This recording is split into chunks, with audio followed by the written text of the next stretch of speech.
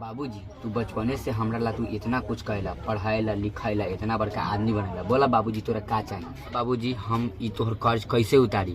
बोला तोरा का चाहिए? रुपया पैसा बंगला घर कथी चाहिए तोरा? बोला। हमरा कुछ ना चाहिए बाबू। ना ना बाबूजी बोला तोरा का चाहिए? हम तोरी कर्ज कैसे उतारी बाबूजी? बोला।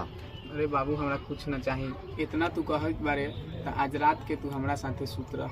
ठीक बा बाबूजी ठीक। बेटा सोहित। हाँ बाबूजी। तो हमरा के पानी दे दो बेटा। रुक जाओ बाबूजी दे दो।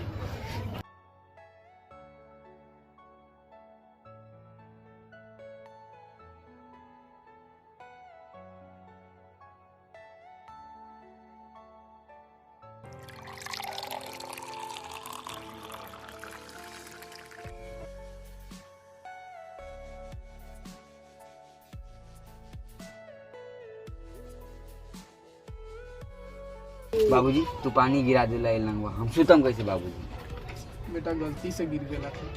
अच्छा कोनो बात ना बदलावा।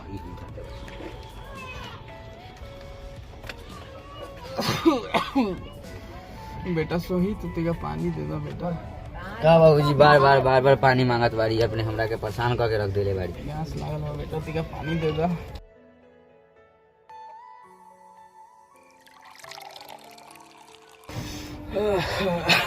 ले जा। का बाबूजी बार इधर पानी गिरा देते बानी, नौटंकी कैले बारी का आपने? बेटा जब तू बचपन में बिछौना पर मुतत रहा तो तोरा के हम सूखल पर से हटा के हम खुद गीला पर सुतत रहा, आ तू चल हमर कर्ज उतारे। बाबूजी हमरा एक तो माफ कर दी बाबूजी, बस बहुत बड़का गलती हो गई बाबूजी, तू चल तो माफ कर दे बाबूजी।